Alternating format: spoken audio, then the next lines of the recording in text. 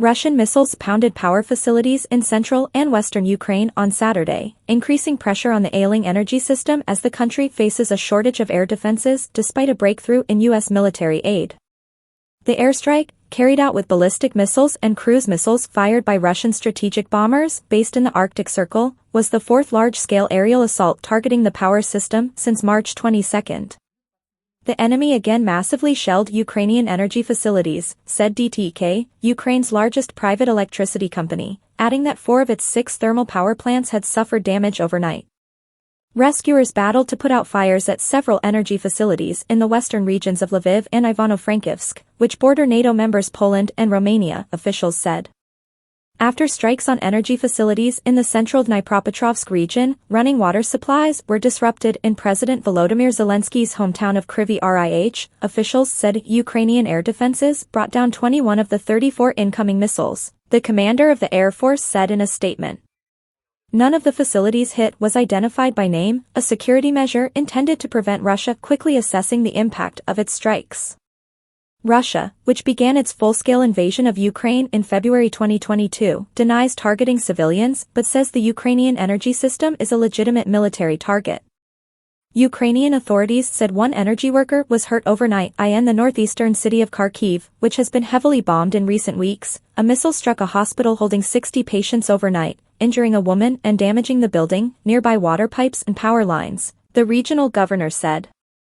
Ukraine, which has tried to take the fight back to Russia in recent months using long-range drones, attacked the Ilsky and Slavyansk oil refineries in Russia's Krasnodar region overnight, a Ukrainian intelligence source told Reuters. The drone strike conducted by the SBU security service caused fires at the facilities, the source said. Russia's Kushchevsk military airfield was also attacked in the southern region, the source added. The Slavyansk oil refinery was forced to suspend some operations after being damaged in the attack, Russian state news agency TASS cited an executive overseeing the plant as saying. Ukraine has lost 80% of its thermal power generation and 35% of its hydroelectric capacity during Russian attacks, officials say. Though the core of the energy system comes from nuclear power, that lost capacity serves a balancing function in the grid and its loss could be a big problem when consumption rises later this year, officials say. Rolling blackouts have been introduced in several regions, but the full impact of the attacks has not been felt as consumption, which peaks in winter and the height of summer, is low because of mild weather. There were no planned blackouts for now in Lviv region, but the governor urged residents to economize on electricity use, especially during the evening hours of peak consumption. Zelensky called for more air defense supplies, faster deliveries and decisive actions from Kiev's allies. The United States approved a major aid package for Ukraine this week, overcoming a congressional deadlock that dragged on for 6 months as Kiev's weapon stocks became depleted. The Pentagon said on Friday it would buy $6 billion worth of new weapons for Ukraine, including interceptors for the Patriot air defense system.